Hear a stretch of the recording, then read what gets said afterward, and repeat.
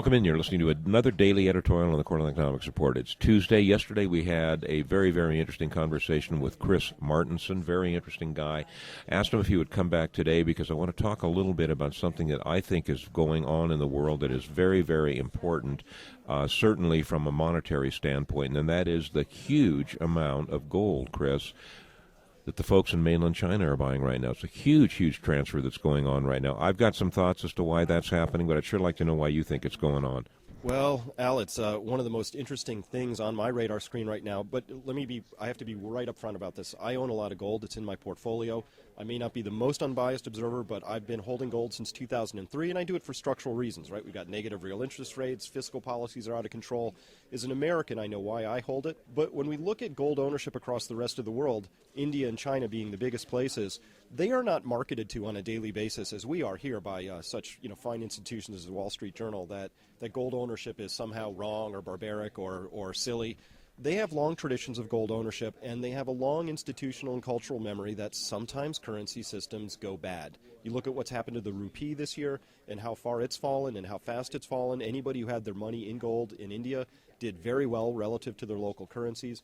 People in China have that same memory. I think it was the Chinese who first coined the proper name for paper money, which in Chinese translates into flying money, and meaning that every so often currencies just get out of control. So the Chinese have a long tradition of storing their wealth in real stuff. They're using it in real estate right now. I believe they're about to discover that real estate is a very poor investment when it gets into bubble territory, and I think that's only going to increase the gold ownership and demand for gold coming out of China. But to illustrate your point, I was shocked this year to discover there was a single release that the LBMA out of London had shipped over 700 tons of gold to Switzerland for refining, and from there it obviously went to Hong Kong in a single 3-month period this year. That's extraordinary when you compare it to the total amount of gold, in particular yearly gold mine output. It's just an absolutely stunning figure. I come from a little different spot probably than the average person in the sense that my folks were Russian immigrants. Corey's heard this story a million times. But my parents basically, in some instances, let me rephrase that, not necessarily my parents, but family members of mine basically saved their lives by bribing officials, whether it's in communist China in 1949 or whether it was in Russia in 1917, basically saved their lives because of their gold holdings and their diamond holdings. So I grew up as a kid realizing that, the bottom line to everything, sure, nickels and dimes and quarters are important, dollar bills are important, etc. But you know what? They're not nearly as important in the total scheme of things as something that's tangible like gold. And then my wife and I have kind of evolved not from not necessarily owning just gold, but getting into silver, because I think silver is, it's just, I believe, more liquid. I love silver. I love silver for a couple reasons. One, I do think it will have the potential to be a monetary commodity at some point in the future, but as a substance that's being rapidly depleted from the surface of the crust, and as a substance that has extraordinary non-substitutable industrial applications, silver, if you said, I'm going to give you $5 million and I want you to buy one thing that in 10 years we peel back the covers, it's higher, silver would be the one thing I would today place my money on. Chris, I find those comments about silver quite fascinating because I am a firm believer of silver. But also focusing on the gold front, yes, we know that the East is importing massive amounts of gold, and we know that it's coming a lot from the West, from over here, which to me is scary. And do you think that this importation of gold over on the East is eventually leading to maybe reforming their currency or backing their currency with a gold standard? I think, if I was going to speculate about what China's up to, when they opened up their markets for citizens to own gold, what they were really saying is we want to get gold inside of our borders. And there's a couple of ways they can do that. One is officially, where they do the official purchases, but they've been very cagey about that. We usually have to wait 3-4 years after the fact, and they go, surprise, we just doubled our gold holdings officially. But the stealth way to get that done is through the citizens just importing it gram at a time through the Hong Kong exchanges. So I do believe that, to speculate, that China is actually showing a propensity they want all kinds of resources inside their borders. You look at copper, I hear copper analysts saying, they've imported far more than they need, copper is going to crash, and they keep importing it. Why? Well, you can import it, you can put it in a warehouse, it doesn't rust, you get your paper dollars out, you get this hard stuff in that you're going to need someday. very smart.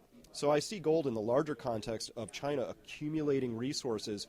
And the thing that drives me nuts as an American, and my country seems blissfully unaware that this is a game that's being played out right now.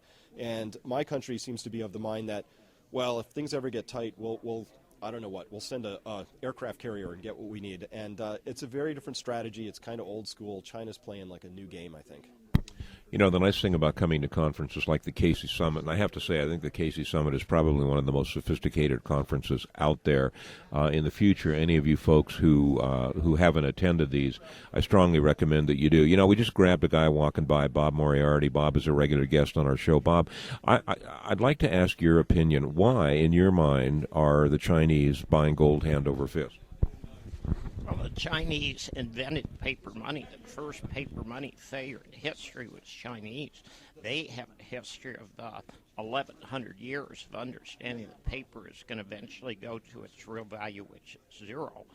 You've got an interesting dichotomy because you've got ETFs in the West selling gold, and you've got the Chinese and the Chinese public buying gold. One of those two groups has been very wise and very conservative, and you have to ask yourself which one.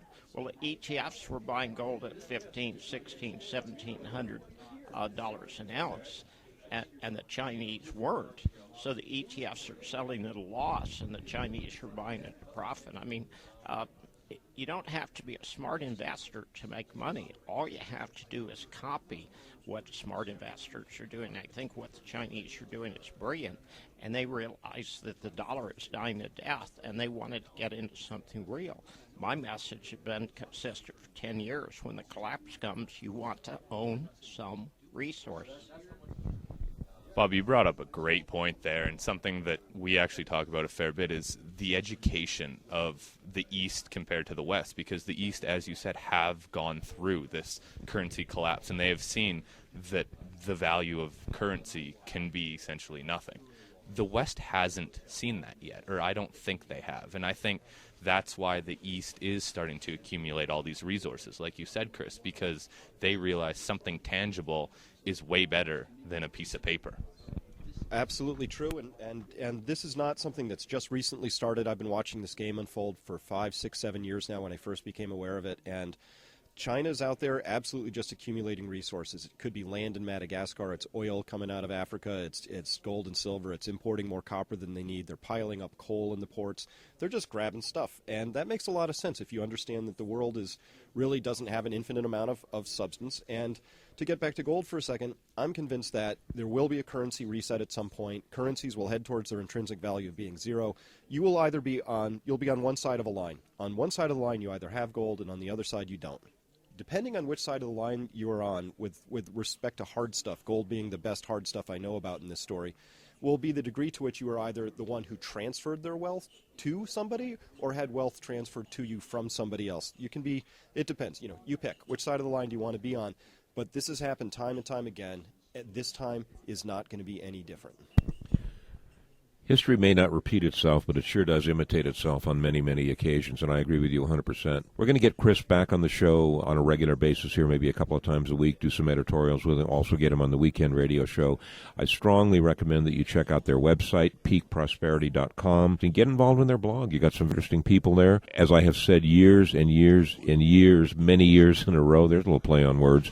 As I've said, you know what, you got to listen to everybody, you got to get everybody's opinion, and then you have to make up your own mind. Chris, thanks so much, bud. It's been my pleasure, Al.